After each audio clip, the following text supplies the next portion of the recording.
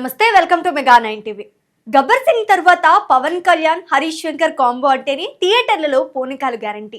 ఇప్పుడు అదే magic repeat చేసేందుకు ఉస్తాద్ భగత్ సింగ్ ముస్తాబ్ అవుతోంది. తాజాగా ఈ సినిమా రిలీజ్ డేట్ పై ఒక క్రేజీ అప్డేట్ సోషల్ మీడియాలో వైరల్ అవుతోంది.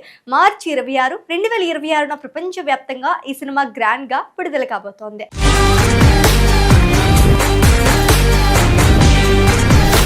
రిలీజ్ డేట్ కంటే ముందే అంటే మార్చి 25నే నార్త్ అమెరికాలో భారీ స్థాయిలో ప్రీమియర్లు ప్లాన్ చేశారు.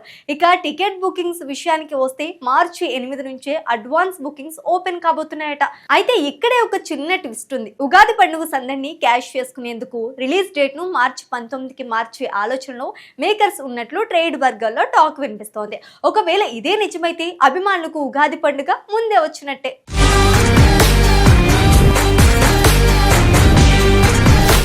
ఇక మరో సంచలన వార్త ఏంటంటే మ్యూజిక్ డైరెక్టర్ దేవిశ్రీ ప్రసాద్ స్థానంలోకి ఎస్ఎస్ తమన్ వచ్చారనే ప్రచారం.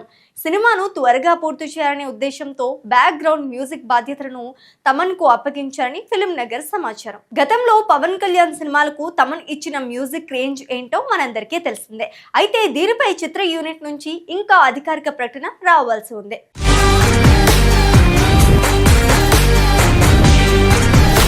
శ్రీలీల హీరోయిన్లుగా నటిస్తున్న ఈ సినిమాలో యాక్షన్ ఎపిసోడ్స్ నెక్స్ట్ లెవెల్లో ఉంటాయని సమాచారం. ఇప్పటికే విడుదలైన ఆరా ఆఫ్ ఉస్తాద్ సాంగ్ ఫ్యాన్స్ కి విపరీతమైన కిక్కు ఇచ్చింది. గబ్బర్ సింగ్ గ్లామర్, భగత్ సింగ్ పవర్ ఈ రెండూ కలిస్తే బాక్స్ ఆఫీస్ వద్ద రికార్డులు బద్దలవటం ఖాయమని హరీష్ శంకర్ చాలా ధీమంగా ఉన్నారు.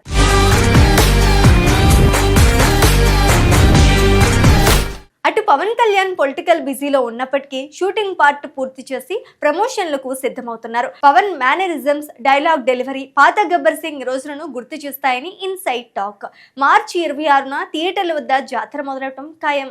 మరి మీరు ఈ సినిమా కోసం ఎంతలా ఎదురు చూస్తున్నారో కింద కామెంట్ చేయండి.